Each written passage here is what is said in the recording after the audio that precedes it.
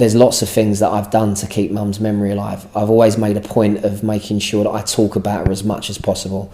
The house is full of photos of their mum. Their bedrooms have got at least 5 in each, which, again, if they're seeing mum, then they're thinking about mum. So I know that's really important as well.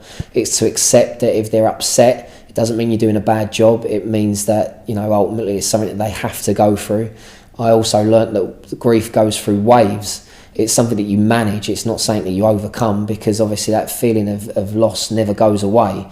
They're always going to be sad. They're always going to be gutted, and why shouldn't they? So we learn to live with that. I learn to help them through it, because you just look at it as one wave at a time. Some last longer than others. Sometimes they might just be crying one night and really upset, and obviously you're there with a cuddle. You're there not to judge, and you're there to make sure that you don't take anything personally. Because another way that kids show grief is to let it come out in their behaviour.